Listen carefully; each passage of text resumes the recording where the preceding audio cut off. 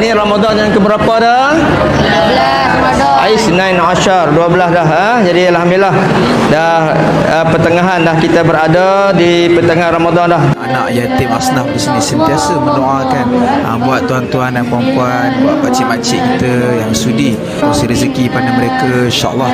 Mudah-mudahan tuan-tuan dan puan-puan semuanya dipermudahkan urusan, insya-Allah. Amin amin ya rabbal alamin. Berikan lambaian kepada pakcik dan makcik.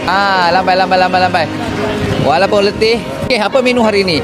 Alhamdulillah kita ada mulakan dengan air jagung aiskrim manis dan sejuk yang berkrim, insya-Allah. Mudah-mudahan menejukkan tekak yang tengah dahaga ni. Oh, ada kuih cantik, ya Allah ya Tuhan. Ada buah apple merah, ada puding Milo. Okey, kita ada nugget, kita ada tom yam ayam, ada ayam goreng. Alhamdulillah, terima kasih pakcik-makcik. Kamu kami buka puasa 12 Ramadan. Ya, dah 12 Ramadan dah. Alhamdulillah, terima kasih pakcik-makcik. Kamu kami buka puasa 12 Ramadan. Assalamualaikum. Alhamdulillah. Allahumma salli ala Sayyidina Muhammad.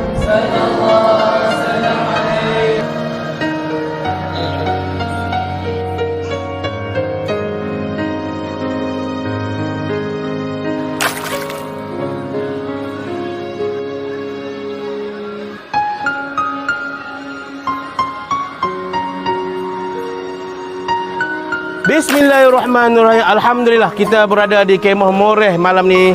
Assalamualaikum anak-anak.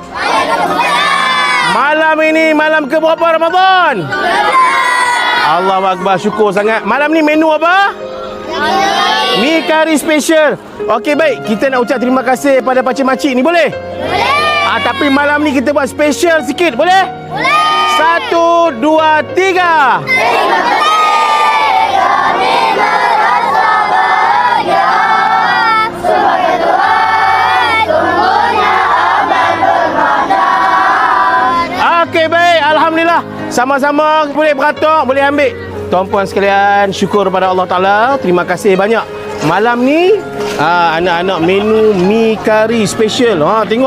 Tengok dia punya ni ada tauhu kering, ada berbola, ikan lengkap, ada telur buah apple, ada ayak jagung special.